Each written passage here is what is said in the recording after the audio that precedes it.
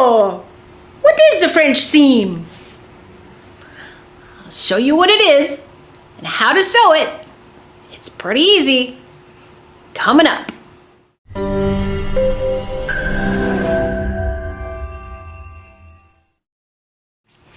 Hey, Chanel here, bringing you weekly videos to help you get better and better with your fashion sewing and be more creative too.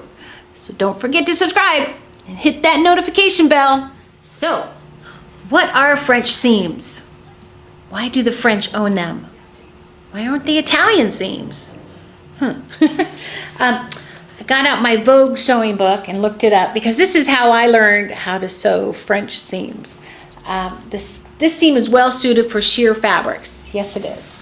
Actually, here is a French seam on white chiffon. I just did a little sample. Usually you want to enclose it. Let me finish here. It looks like a plain seam on the right side and a small neat tucked on the wrong side. It's used in straight seams, although I've seen it on some curved seams. It doesn't really drape really well on curved seams. It depends on the fabric. But basically, it is a really just nice looking seam. You see this in a lot of couture clothes because you don't see the edge of the seam, like raw edges. Actually didn't even pull out a raw edge to show you, but you know how you have the seam and then the overlock and sometimes it's frayed and all that. But in couture clothes, you don't want to see that. If you're paying thousands of dollars, you don't want to see ugly seams. You want pretty seams, right? This is a French seam. There's the wrong side of your fabric. Right side, so just it's a regular seam, just it's enclosed. I was looking through my closet for some French seams and I didn't find too many, which I used to have a lot.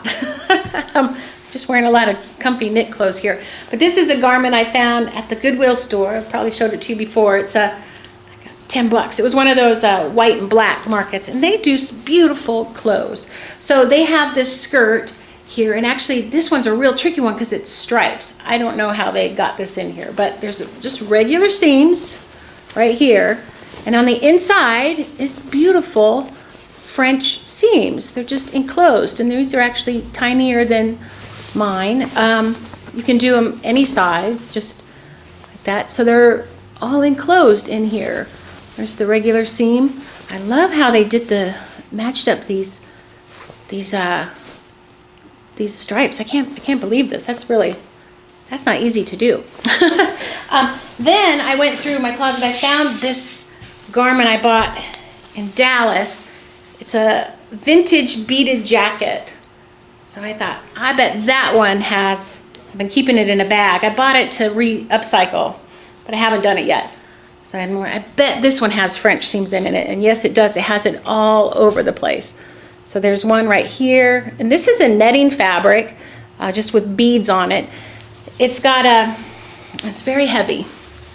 It's got a straight seam here, so definitely French seams there, and then the arm is French seams, and the French seam goes into the beading, so they probably, if it was a beaded fabric, took out the beads, sewed it, did the whole seam, and then they go back in and fix those beads. But this one's where it's different is it's all in the armhole too. These are all French seams here, so that's a curve. A lot of times you see French seams just on straight seams, and that black and white one, those are on the, not quite the bias cut there, but it's angled, which makes it harder too because that fabric stretches. It's not like straight grain. So you can do them on there as long as, you know, you can't do like crazy seams on it. I know one of my first costumes for costume design, I was doing student films, and I asked the director, what's the most important garment here? And he said, the rainbow dress. So I had this like rainbowed circle skirt with different color chiffons, all different color, and I thought, I'm gonna just make this really beautiful. And I put French seams all through it. I still have that skirt somewhere because I saved it, but I just can't find it. It's buried in my storage somewhere. But I just did a beautiful job on this whole skirt, and then it was on the screen for like a second. I was like, and then the one garment that I didn't put much all like beautiful attention to was on the screen longer, and so after that I was like, you know, gotta really check how much this is gonna be on screen before I put in that kind of work. Nowadays as costume designer, we don't sew the stuff. We have cutter fitters that do all that work for us. So, but still, it costs money to put that kind of time into a garment. So, but French seams are pretty simple. A lot of people are a little scared from them, but I'll show you how simple they are. So those are French seams. And I wanted to go over like why you do them for couture look. Enclose the seams, don't have all the fray over it, and because also they're just as easy. They're, you know, if you have anything, once you practice it a little bit, they're just as easy to sew as any other seam. So keep that in mind. And then also wanted to ask where, so what they are and where they are. I was trying to go the who, what, where, why. Where is definitely the straighter seams. If you have like a pant seam, long seams, kind of that thing. Also keep in mind if you have to alter something, they're definitely a little harder to alter. So make sure you it's on a seam where it's not going to be a fitting seam where you have to alter it, or that garment pattern fits you really well. Want to do that. You can also baste things together and then do it. So now I'm going to show you how to make one of these French seams. It's really easy. Okay, so how you do a French seam first is you have your fabric, however, 2 side seams, whatever. You have your right side and your wrong side. And the trick with French seams is to remember to put wrong sides together first. So you want your right sides up. A lot of times I was going to do a French seam and I just automatically put right sides together, so used to it, and then you find out you sewed the seam and it's too late to do a French seam. So make sure your wrong sides are together. Then you're gonna, so on this one I marked 5/8. You don't need to mark it on this fabric, but I put it in a pencil just because it's a sample. My goal is to end up with that seam to be on there, to end up at that 5/8. So I put a pencil there. Then you're just gonna pin your 2 edges together. And we're going to go sew. The books tell you 3/8. I think you kind of not quite 3/8. I like to use the edge of the presser foot, which on most edges, if you measure from where your needle is to the edge of the presser foot, what is that distance? It's usually, I call it a healthy 1/4 of an inch, which is not quite 3/8, not a 1/4. So, so I'm just going to use the edge of the presser foot and sew straight down here and make the first seam. And I'll show you how to do that.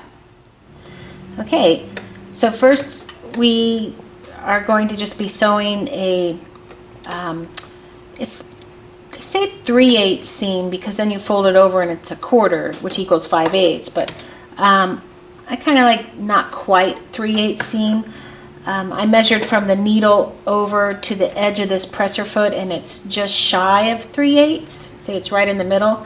Actually, this whole presser foot looks like it equals 5/8 right there. So I'm just going to sew it right there in the middle, and I'm just going to sew a straight seam on the regular stitch, not a basting or not too tight. I'm just going to, and you can reverse it also to get it started. And then you just sew a straight seam like that. Reverse. Pick that up. And then, so there's your first seam, just a regular seam. I'm going to go and press this. Okay, we have our seam, and then what we need to do is press the seam towards one side, like this. So you're just going to press, get a nice strong press right here. Let it cool a bit. Then you're going to fold it in half this way. And you're going to press it right on that seam, because the more, if you don't get it right on that seam, the more you go over to one side, then you won't have an equal 5/8. Get there. Like that, make sure it's right on there. Let it cool. It'll be a lot easier if this is just pressed real firmly. And now I'm going to go stitch the next seam right here. Okay, now I come in here and I do the next stitch, which I'm going to follow again the edge of the presser foot, and it's just a little shy, a little bit more than a quarter. This should equal about 5/8. That's why I put that 5/8 mark there also.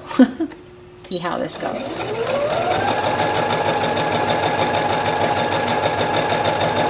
I'm just watching the edge of that presser foot. Okay, take that out. Oops, I forgot. Use my little needle up button.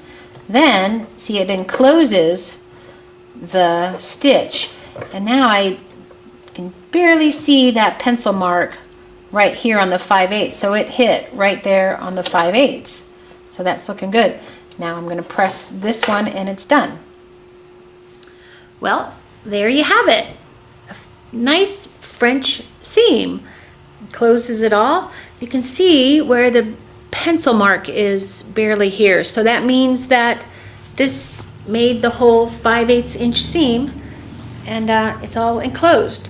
So you don't want to do a, you know, 1/2 inch seam or a 3/4 seam. You want to make sure you get it on that 5/8 seam. And if you have to mark it on the right side to make sure you get it there, you make sure you use a friction pen or something that's going to come off, because don't do a pencil. But anyway, so let me know if you have any comments, anything you want me to go over with in future videos, and let me know how your French seams turned out. I'll see you in the next sew bit.